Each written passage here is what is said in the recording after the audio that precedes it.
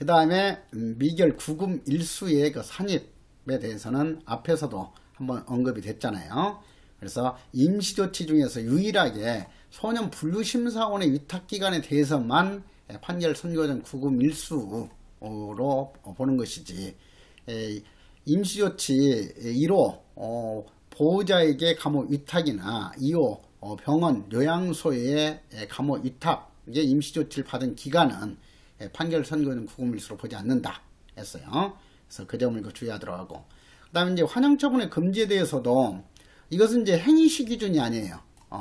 그러니까 만약에 피터슨이처럼 17세에 이제 범죄 행위를 했는데, 그래가지고 이제 이 18세가 되기 전에 만약에 벌금형을 선고하는 경우라면은 처분할 때, 재판할 때도 18세 미만이니까 노역장 유치 선고는 할 수가 없어요. 자, 그런데 이제 이 처분 18세를 그 기준으로 하고 있기 때문에 이것은, 근데 이제 이 범죄 행위 할 때 17세였지만은 재판할 때 보니까 이미 18세를 넘어섰다 하게 되면은 노역장 유치를 선고할 수 있다 하는 거예요. 그래서 이 처분 시에 의해서 혜택을 받을 수 있는 기간은 매우 짧다. 그러나 아까 행위실 기준으로 하게 되면 피터슨이처럼 18년이 지났음에도 불구하고 그 특혜 규정을 그대로 적용받을 수 있다 하는 거였어요. 그래서 다시 한번 이제 구분하면은 환영처분 금지와 사형 무기형의 금지는 그 기준 연령은 18세 미만이지만은 사형 무기형은 행위시 기준으로 18세 미만이고, 그 다음에 환영처분 금지는 처분시 기준으로 18세 미만으로 규정하고 있다 하는 것을 좀 구분해서 알아둘 필요가 있죠. 그 다음에 이제 뭐 예외도 가볍게 판결 선고 중 구속되거나 소년 분류심사는 위탁된 경우 그 기간은 노역장 유치된 것으로 보아 판결 선고 중 구금일수 규정을 적용할 수 있다. 이런 것은 그냥 가볍게 봐두시면 돼요. 자, 그 다음에 벌금 또는 과료를 선고받은 소년 형사범으로 이를 납부하지 않으면 노역장이 유치되는 그 경우에는 선고할 때 18세인 소년 형사범으로 제한한다 하는 것을 다시 한번 강조를 해 주었어요. 행위시 기준이 아니다 하는 거. 그 다음에 이제 여기서도 이제 다시 한번 소년인지 아닌지 판단하는 그 시점은 행위시 기준이 아니라 사실심 판결 선고식이다 하는 것을 판례를 통해서 소개를 했죠. 그 다음에 이제 행형하면 형집행을 그 줄임말이에요. 그래서 형집행상의 그 특칙과 관련해서 보면 이 자유형의 그 집행, 이것은 이제 이 소년에 대해서 특히 설치된 교도소, 이게 이제 우리나라로 하면은 소년 교도소인 김천 소년교도소죠.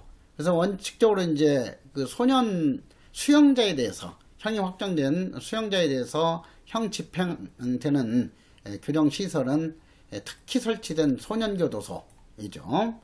김천 소년교도소 같은 특히 설치된 교도소에서 집행이 하는 것이 원칙이지만, 그 다음에 이제 거기에 뭐 다 수용할 수가 없기 때문에 일반 교도소에서 수용해가지고 집행하는 경우에는 이 성인 수용자하고 뒤섞여서 형 집행 받도록 해서는 안 되고, 일반 교도소 내에서도 특히 분계된 장소에서 형을 집행한다 하는 거예요. 이것은 이제 뭐 실질적으로는 어떤 이런 건물 사동을 성인 수용자들 수용하는 사동하고 소년 수용자를 수용하는 사동, 이것을 이렇게 경계를 구분한다 하는 의미예요. 경계 구분의 준말이잖아, 분계. 그러니까 이렇게 경계를 두어 가지고 집행을 해야 된다. 성인 수용자하고 같은 건물 내에서 같은 방에서 형 집행받게 해서는 안 된다 하는 것은 너무 당연하죠. 그 다음에 이제 이 단서 가지고 출제가 잘 돼요. 항상 원칙 규정보다는. 그래서 다만 집행 중에서 19세에 달한 때는 19세가 되면 일반교도소 집행할 수 있다, 이렇게 바꾸면 함정이 잘 빠질 수 있겠죠. 그래서 19세가 아니라 23세에 달한 때는 일반교도소에서 집행할 수 있다 라고 규정하고 있다는 거 주의하세요.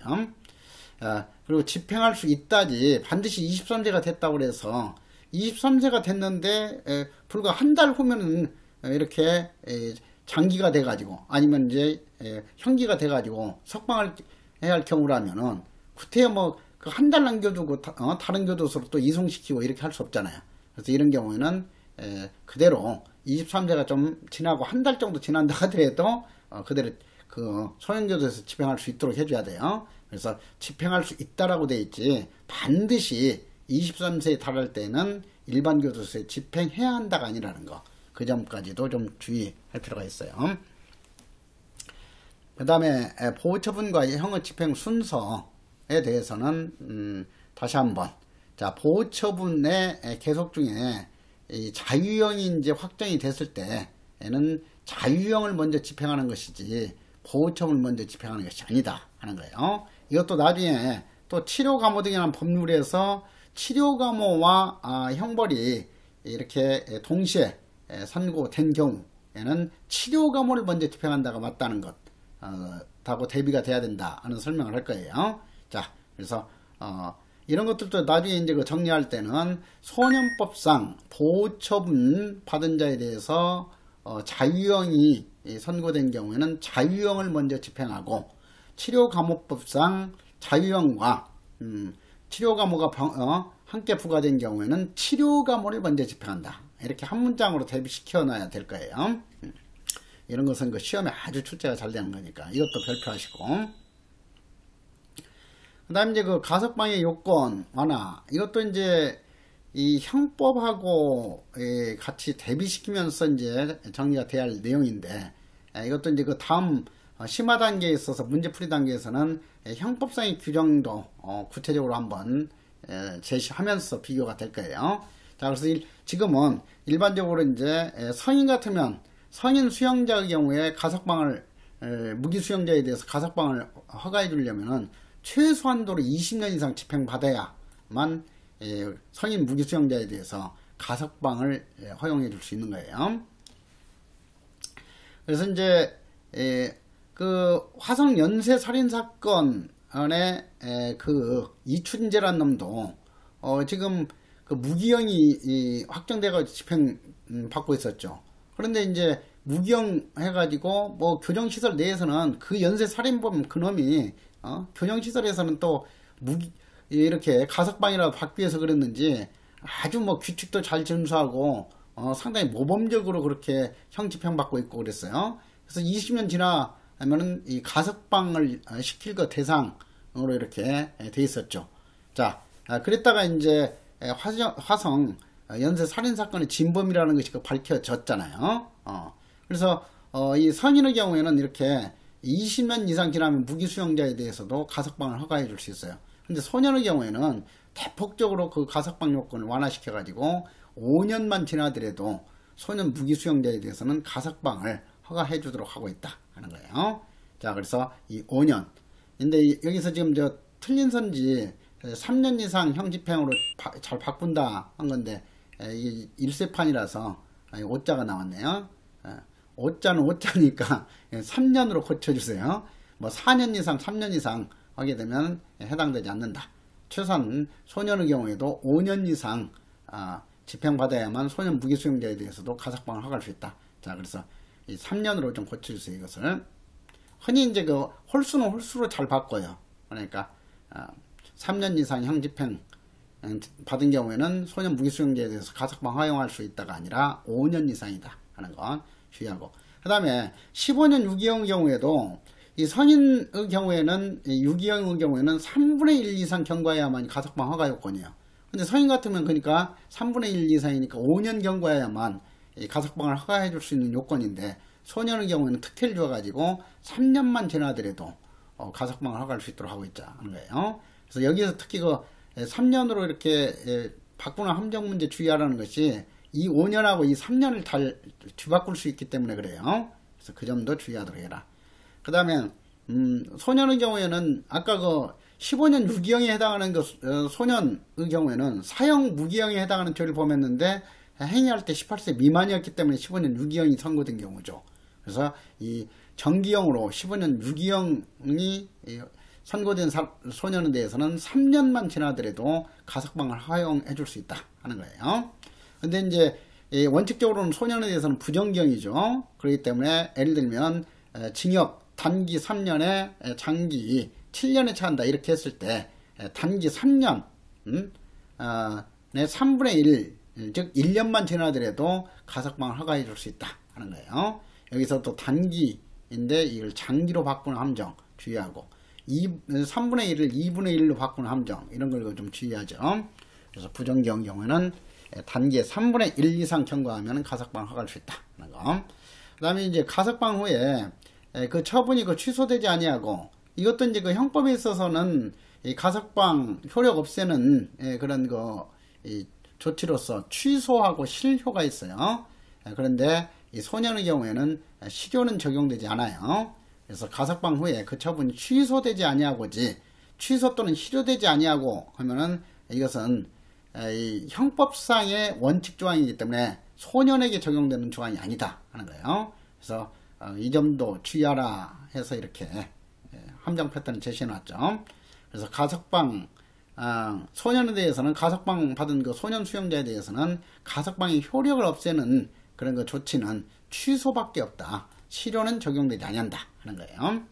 그래서 가석방 후에 그 처분이 취소되지 아니하고 가석방 전에 집행받은 기간은 동일한 기간을 경과한 때는 형의 집행을 종료한 것으로 본다 하는 거예요. 그래서 예를 들면은 이 징역 단기 3년에 장기 5년에 처한다 해가지고 형 집행 받는 중에 만약에 1년이 지난 후에 가석방이 됐다 하게 되면은 바로 1년만 사고치지 않고 가석방 기간 무사히 보내게 되면은 바로 단기 3년 장기 5년에 해당하는 형 집행이 완전히 끝난 것으로 본다 하는 거예요. 자, 그래서 원칙적으로 가석방 전에 집행받은 기간과 동일한 기간을 경과한 때는 형 집행을 종료한 것으로 본다 하는 거죠.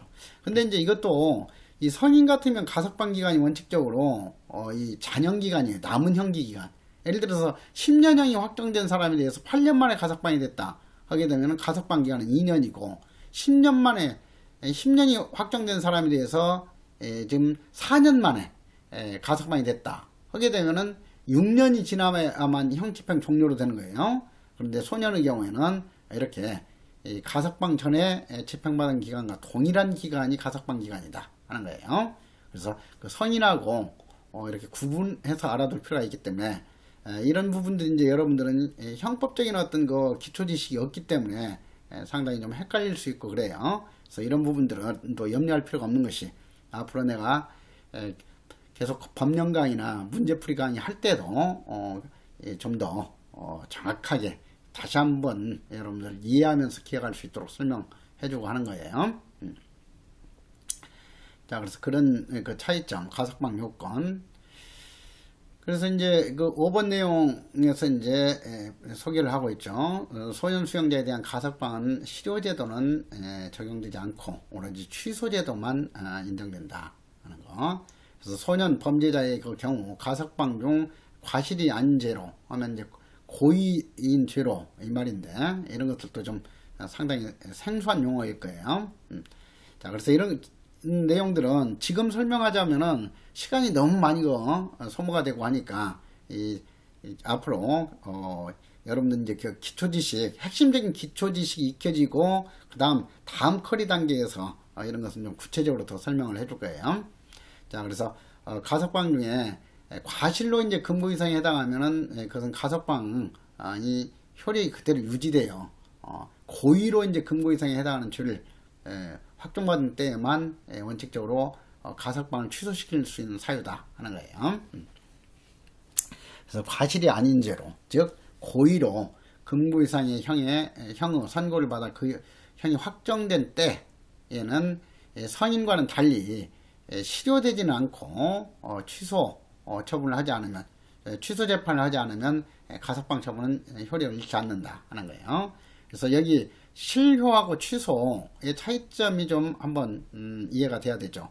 실효는 그 요건이 딱 그 구비가 됐다 하게 되면은 일을 실자 효력 효자예요. 효력이 자동적으로 없어져 버리는 거야. 그러니까 이 가석방 받은 놈에 대해서, 가석방 받은 놈이 이제 성인 수용자, 예를 들면 가석방 받은 놈이 이제 가석방 기간 중에 또다시 이제 어떤 이 살인 사건을, 살인 범죄를 저질렀다든가 이렇게 해가지고 이제 뭐 징역형이 이제 선고가 되면, 확정이 되게 되면은 이런 경우 같은 경우는 가석방은 자동적으로 효력이 없어져 버려요. 그러니까 곧바로 바로 잡아들이는 거죠. 그래서 이제 이 가석방 기간, 가석방 받은 그 형벌에 대해서도 또다시 그대로 이제 만기까지 그 집행하고, 그 다음에 또다시 그 살인범죄로 인해서 확정된 그런 형 그대로 그 집행 들어가는 거야. 그러니까 이제 이런 그 성인의 경우에는 그런 이 고의로 금고 이상에 해당하는 형이 확정된 순간 그냥 가석방은 실효가 되기 때문에, 효력이 없어져 버리기 때문에 그대로 재수용하는 거예요. 자, 그런데 여기에서 이제 그 소년 수용자의 경우에는 실효는 적용되지 않기 때문에, 이런 성인 수용자 같으면 실효 요건에 해당하는 경우, 금고 이상에 해당하는 형이 확정된 때에도 법원에서 별도로 이제 취소 재판을 해야만이, 취소 재판 해가지고 취소 결정이 이렇게 되어야만이 다시 잡아들일 수 있다 하는 거예요. 그래서 이제 실효와 취소의 차이점은, 실효는 요건이 구비되면 자동적으로 효력이 없어지는 처분을 말한다. 그러나 취소는 요건에 해당한다 하더라도 취소 기간에서 취소 결정을 내리기 전까지는 그것이 그대로 효력이 유지된다 하는 점에서는 차이가 있어요. 그러니까 이 실효가 아주 엄격한 그런 제도라고 할 수 있죠. 그러니까 소년에 대해서는 이렇게 이 혜택을 없애는 그런 엄격한 그런 제도인 실효제도는 적용되지 않고 취소제도만 적용된다 하는 거예요. 그래서 그 전까지 이해하도록 하고, 그 다음에 이제 자격에 관한 법령 적용이 있는데, 자, 이것도 좀 주의할 사항을 체크하도록 하자고요.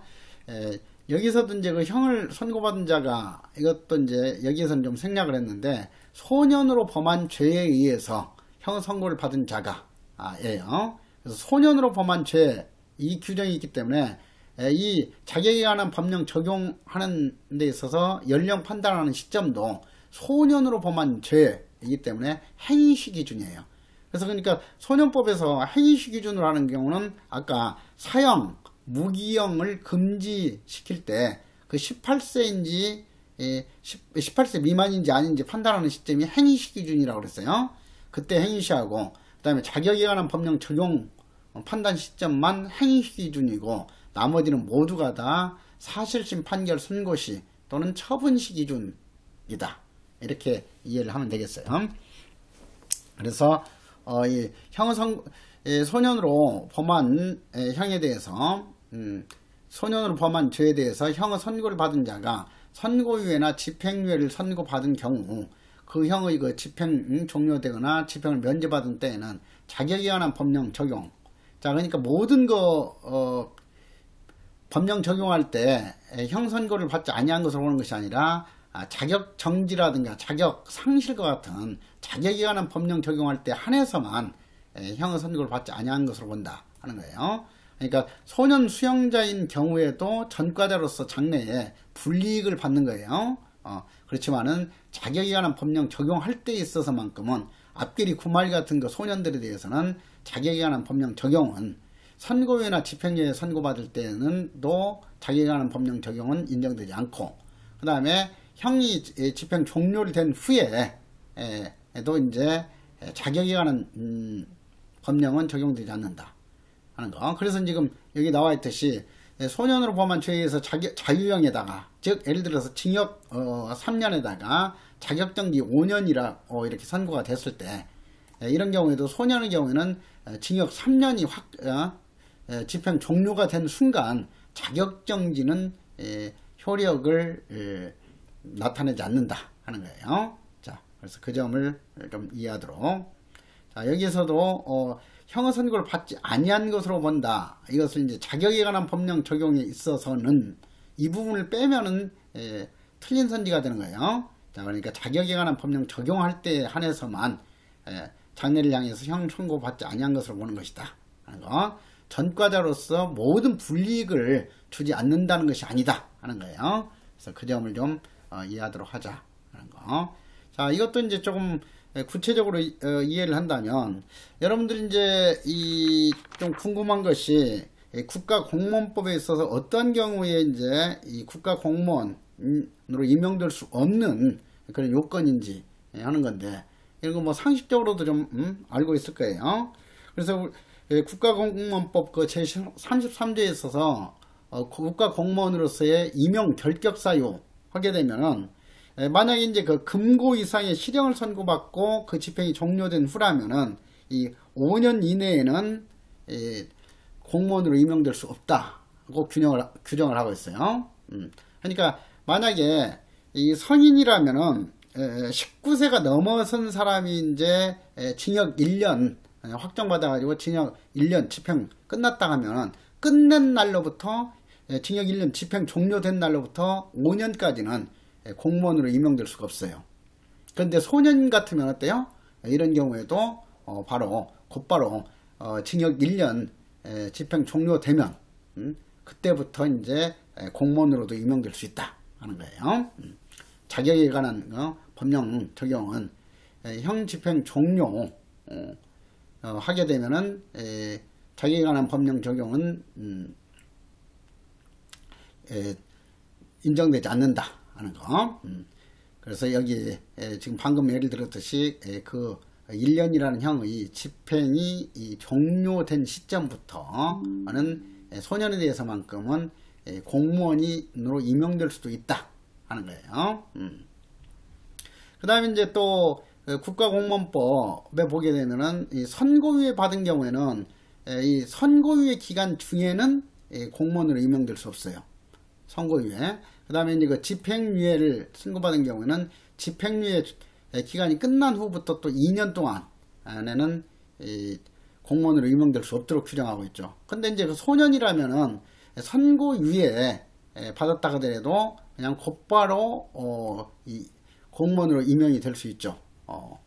그래서 이제 이 선고유예 이것도 이제 내가 2019년이었던 것 같은데 그 친구가 이제 이 소년원에 이전에 한 5번 갔다 오고 그 다음에 6번째 이제 이 소년원 생활을 하는 중인데 이 친구가 이제 뒤늦게 뭐 어떤 계기가 돼서는지 몰라도 정신 바짝 차려가지고 자기가 진짜 뭐 교도소 이렇게 소년원 생활도 하고 하다 보니까 내가 이 보직 공무원이 돼야 되겠다 이런 거 생각을 했던 것 같아요. 그래서 이제 나한테 문의하는 그런 거 연락이 왔더라고. 그래서 이제 이 선고유예의 경우에 이런 경우에는 이제 소년이기 때문에 너는 선고유예 집행 지금 기간 중에 있지만 선고유예 기간 2년이에요. 이건 뭐 뒤에 또 이것도 이 형사 절차 저기에서 공부하게 돼요. 여러분들도 선고유예 기간 2년인데 그 선고유예 받은 그 기간 네가 진짜 열심히만 한다면은 만약에 2년 동안 열심히 공부해가지고 그 해 안에 2년 안에 합격이 된다 하게 되면은 너는 보직 공무원으로도 임명될 수 있다. 네, 이렇게 답변해준 기억이 나는데 그 뒤에 이제 뭐 그 친구 뭐 합격했다는 소식은 못 들었어요. 아무튼 이렇게 그 소년에 대해서는 그 선고유예 그 다음에 그 집행유예 받았다 하더라도 집행유예 완전히 종료된 경우라 하더라도 2년 기다릴 필요 없이 곧바로 뭐 소년으로서 공부해가지고 만약에 집행유예 기간 끝나기 전에 합격이 됐다 하면은 공무원 임용되는 데는 전혀 지장이 없다 하는 거예요. 그리고 선고유예 기간 중에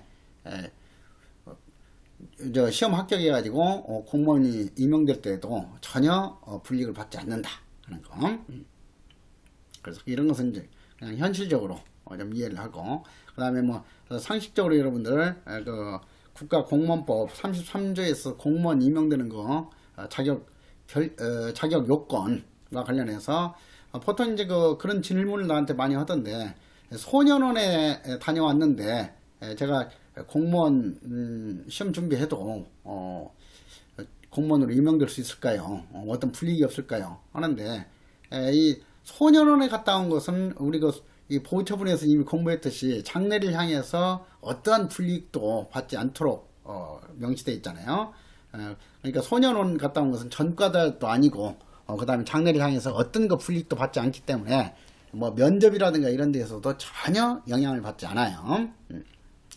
그 다음에 이제 이 벌금 이하에 해당하는 벌금 형 선고받은 그 전과자는 우리나라에 있어서 뭐 아주 많잖아요. 적어도 500만 명 이상일 테니까.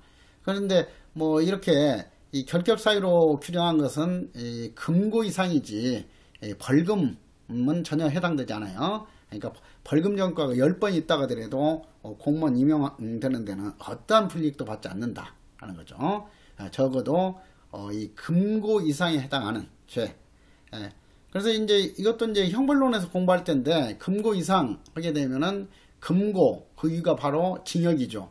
그 다음에 그 이유가 사형이에요. 그러니까 사형, 징역, 금고 이상에 해당하는 죄를 형이 선고된 경우에만 공무원 임용에 있어서 제한을 받는 것이지 그렇지 않은 경우에는 뭐 벌금이라든가 이런 형 선고받은 것은 전혀 불이익이 되지 않는다 하는 거예요. 그래서 그건 상식적으로 좀 이해를 해놓도록 하시고요. 그리고 3에 소개된 내용도 간단히 한번 보고 들어가죠. 자, 형 선고유예가 실효되거나 집행유예가 실효 취소된 때에는 그때의 형 선고받는 것으로 본다 하는 거예요. 그래서 아까 뭐 선고유예 기간에 있어서의 어떤 그런 자격에 관한 법령 적용되지 않는다 이런 혜택은 인정되지 않는다 하는 의미겠죠. 자, 그래서 이것은 이제 뭐 시험과 관련해서는 간단하게 그렇게만 알아두시면 되겠고요. 자, 그래서 여기 자기에 관한 법령 적용 이것도 이제 여러분들 이제 내년 첫 번째 시험이기 때문에 출제한다면은 여기 1번에 해당하는 내용 가지고 주로 정답 지문으로 이거 출제를 할 거예요. 자, 그래서 그 정도 확실하게 알아두시면 되겠고. 그 다음에 뭐 보도의 금지 강화라든가 조영덕 금지, 연령의 허위 진술 이런 것 같은 경우는 그렇게 출제 가능성이 높지 않은 내용들이에요. 그래서 간단하게 조사 또는 심리주의에 있는 보호사건뿐만 아니라 형사사건에 관해서도 그 소년에 대해서는 이렇게 사진이라든가 사실을 그대로 보도할 수 없다 하는 거죠. 사진할 때도 어떤 소년인지 어떤 사람인지 구분할 수 없을 정도로 모자이크 처리를 해줘야 되고, 그 다음 구체적으로 어떤 그 이름이라든가 이런 걸 보도할 수가 없다 하는 거예요. 그래서 이것도 이제 보호 원칙 중에서 밀행주의 내지 비공개주의 원칙을 실천하기 위한 규정이죠. 그래서 이 보도의 금지가 적용되는 대상 소년은 보호사건 받은 보호처분 받은 그런 소년에 한정되지 않고 형사처분을 받은 소년에 대해서까지도 보도의 금지 규정은 적용되도록 하고 있다 하는 거. 그 다음에 조영작 금지 그 경우에도 밀행주의 내지 비공개주의의 차원에서죠. 자, 소년 보호사건과 관계있는 기관은 그 사건에 관하여 재판, 수사 또는 군사상이 필요한 경우 이외에는 조회에 응해서는 안 된다. 어떤 경우에도 조회에 응해서는 안 된다가 아니고 재판이라든가 수사, 군사상이 필요한 경우로 어떤 사실 조회했을 때는 조회에 응해야 하지만은 이런 재판, 수사, 군사상이 필요한 경우 이외에는 조회에 응해서는 안 된다 하는 거예요. 그리고 뭐 위반하면 1년 이하의 징역 또는 1천만 원의 벌금에 처한다. 이런 숫자 같은 경우는 출제될 가능성이 그다지 높지가 않아요. 그래서 이런 것들도 지금 뭐 1회독 뭐 3회독 하면서 이런 숫자까지 암기하려고 할 필요는 없다 하는 거예요. 그래서 이런 것들도 이제 진짜 전형적으로 출제되는 내용들이 확실하게 여러분들과 지식이 됐을 때, 그 다음에 이제 공부할 내용이 없을 때라든가 이럴 때 이제 공부하는 내용이지 처음부터 이런 것까지 한꺼번에 암기하려고 해서는 안 된다 하는 것을 다시 한번 강조해 드려요. 그래서 조영답 금지에 대한 특칙 규정을 두고 있다 하는 정도로만 알아두시고, 그 다음에 이제 연령의 허위 진술에 대해서도 처벌 조항을 두고 있다 하는 정도 알아두면 되죠. 그 다음에 이제 그 보호처분 절차에 있어서 정당한 이유 없이 응하지 아니한 때에는 형벌 규정을 두고 있지 않고 행정벌인 과태료만 규정하고 있다 하는 정도로 알아두도록 하자고요. 그 다음에 이제 그 소년보호사건과 일반 형사사건은 어떤 점에서 차이가 있는가. 지금 이제 여러분들이 충분히 기본적인 지식에 대해서 이해를 했기 때문에 이 도표만 보고도 이 형사사건하고 보호사건은 어떤 점에서 차이가 있는가 하는 것이 바로 이해가 되게끔 됐죠. 자, 그 다음에 이제 그 소년교정의 모형인데, 이것도 소년교정의 모형, 이것도 이제 이론적인 문제로 종종 출제가 될 수 있어요. 자, 그래서 이 파톨라스는 이제 이 학자 바꾸는 식의 함정 문제는 출제되지 않으니까, 아무튼 그 파톨라스가 분류한 소년 교정 모형은 4가지다. 근데 파톨라스는 억지로 암기하려고 할 필요는 없어요. 여기서 중요한 것은 이 소년 교정 모델의 4가지 종류를 이해하는 거다 하는 거예요. 그래서 의료 모형, 적응 모형, 범죄 통제 모형, 최소 제한 모형 등으로 나눌 수 있다 하는 거. 그래서 의료 모형 하게 되면은 이제 범죄자를 하나의 병자로서 취급하는 그런 관점이다 이렇게 볼 수가 있어요. 그래서 의료 모형을 치료 모형이라고도 하는데, 그러니까 이 범죄를 범해가지고 소년 교도소에 들어와서 형집행받고 있는 그런 사람일지라도 이 사람에 대해서는 어떤 고통을 주기 위한 처벌을 해서는 안 된다. 치료 개선하기 위한 처우만을 해야 된다고 보는 것이 의료 모형이다 하는 거예요. 그래서 이 의료 모형의 경우에는 처벌에 대해서는 반대하고 치료 개선하는 처우만을 인정하는 그런 입장이다 하는 거죠. 자, 그 다음에 이제 이 의료 모형의 경우에는 비행소년은 비비행소년과는 근본적으로 차이가 있다 이렇게 보는 거죠. 그러니까 이 비행소년은 근본적으로 어떤 어렸을 때부터 가정 환경이 아주 나빴다라든가 아니면은 유전적으로 어떤 포악한 성질을 지니고 태어났다든가 이런 경우처럼 일반적인 비행을 하지 않는 비비행 소년과는 근본적으로 차이가 있다 하는 거예요. 여기에 점 2개는 오자죠. 이거 지워주시고. 자, 그래서 이 의료 모형에 있어서는 비행 소년의 경우에는 그러니까 코로나에 걸린 사람하고 코로나에 걸리지 않은 일반인은 근본적으로 다른 상태에 있다고 보듯이 이렇게 이 비행소년은 비행이나 범죄를 범하는 병적인 요인을 지니고 있는 인간이고 일반 소년들은 정상적이기 때문에 근본적으로 다른 차이가 있다고 보는 관점. 그래서 이렇게 근본적으로 범죄병에 걸려있는 그런 비행소년에 대해서는 이런 처우를 해야 된다. 처우는 치료 개선 조치를 말한다고 그랬어요. 자, 그래서 이 의료 모형은 국친 사상에 바탕을 두고 있다 하는 거. 자, 그 다음에 이제 적응 모델 하게 되면은 이것은 이제 의료 모델처럼 교화 개선에 초점을 맞추는 그런 입장이긴 하지만 이 적응 모형은 이 의료 모형처럼 철저하게 결정론의 입장에 있질 않아요. 어떤 범죄병에 걸린 것처럼 그런 존재로만 보는 것이 아니라 이 적응 모델에 있어서는 비행이나 범죄를 범한 그런 소년들도 자유의지에 의해서 범죄나 비행 아닌 행동을 선택할 수도 있는 측면이 있다 하는 것을 인정하는 거예요. 그래서 의료 모형처럼 철저하게 결정론에 바탕을 둔 것이 아니라 이 결정론을 부인하고 범죄를 범하는 사람들도 자유의지에 의해서 합법적인 행동을 선택할 수도 있고 범죄적인 행동을 선택할 수도 있기 때문에 그런 정상적인 상태에서 범죄 행동을 선택한 경우라면은 거기에 상하는 처벌도 인정돼야 된다 하는 거예요. 자, 그렇지만은 이제 이 적응 모델에 있어서도 처벌보다는 처우에 중점을 두고 있다. 거. 그래서 이제 이 적응 모델 주장자들은 이 치료 개선하기 위한 이런 그 심리적인 치료 개선을 위한 현실요법이라든가 이런 그 교류 분석 이런 방법에 의한 처우를 강조하고 있다 하는 거예요. 처우 모형. 그 다음에 범죄 통제 모형은 소년법상의 어떤 이 특칙이라든가 이런 것을 소년에 대해서도 소년 범죄자에 대해서 인정해서는 안 된다. 소년 범죄자들도 성인 못지않게 강력한 그런 그 범죄를 범한 경우 이런 경우에는 철저하게 처벌해야 된다 하는 거예요.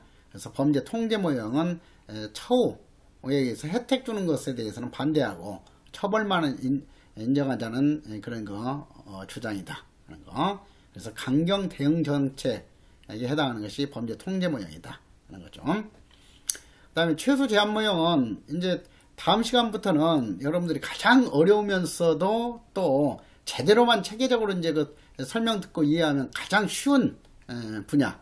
그러면서도 출제 비중이 이 소년 사법정책론 다음으로 높은 것이 바로 미국 범죄사약 이론 관련 내용이라고 했어요. 그래서 미국 범죄사약 이론 공부할 때 이제 낙인 이론을 공부하게 될 텐데 이 낙인 이론가들은 이 소년에 대해서 국가가 뭐 소년원에서 어떤 조치를 하건 소년 교도에서 형 집행을 하건 이런 거 공식적인 국가기관에서 이렇게 사건을 다루게 되면 사회적으로는 이제 이 비행소년이라는 낙인이 찍혀가지고 정상적인 사회생활을 할 수가 없게 된다.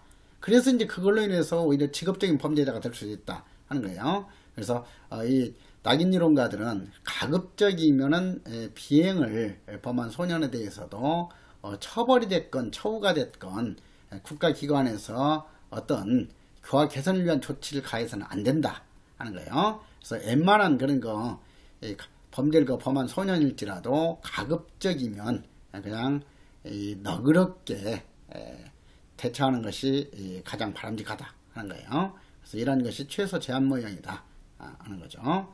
그래서 여기 이제 뭐 특히 거기에 있어서 우범 소년에 대해서라든가 아니면 단순히 이거 주의비행을 한 소년에 대해서 뭐 소년 분류심사원에서 분류심사를 한다든가 이런 것이 다 낙인 효과를 나타낼 수 있기 때문에 이런 것에 대해서는 국가기관에서 될 수 있으면 개입하지 않도록 해야 된다. 그리고 어떤 거 개입할 필요가 있다고 하더라도 시설에 수용하지 않고 이렇게 하는 것이 바람직하다 이거죠. 비시설 처우. 자, 그리고 주의비행 하게 되면은 이제 이 성인 같으면 그런 행위를 하더라도 비행이나 어떤 거 범죄로서 인식되지 않지만 19세 미만 미성년자이기 때문에 술 마시는 행위라든가 어떤 성인에게만 인정되는 그런 행위를 한 경우 이런 것에 대해서까지도 비행이나 범죄처럼 이렇게 취급이 되죠. 그래서 그것이 주의비행 또는 신분범죄다 하는 거예요. 그래서 이 주의비행 내지 신분범죄의 개념 이런 정도는 좀 가볍게 상식적으로라도 이해를 해줄 필요가 있죠. 자, 이렇게 해서 이제 이 소년사법 정책론이 끝났는데, 자, 이 부분은 뭐 가장 중요해서 첫 번째로 했어요. 그러니까 여러분들이 이제 여기 3편과 관련해서 이 OX 핵심 정리하고, 그 다음에 이제 OX 핵심 정리 끝나고 하게 되면은 거기 7급 기출문제가 58문제가 이렇게 돼 있잖아요. 그러니까 지금 여러분들 그 뒤로 미루지 말고 곧바로 이제 여기 기출문제 58문제 해당하는 것까지 한번 풀면서 내가 지금 이렇게 공부를 했더니 어느 정도 이렇게 득점 수준이 되는가, 그리고 어떤 그 방향에서 계속 공부를 해야 되는가 해서 방향성을 잃지 않도록 하기 위해서 이 문제들을 반드시 한번 풀도록 하세요. 그리고 나서 이제 다음 시간에 공부하게 되는 미국 범죄사약 이론 또다시 이제 그 파트에 대해서 다시 한번 확실히 이해하면서 또 제대로 된 실력을 좀 쌓고 이렇게 해나가는 것이 가장 효과적인 방법이에요. 자, 오늘 또 수고 많았어요.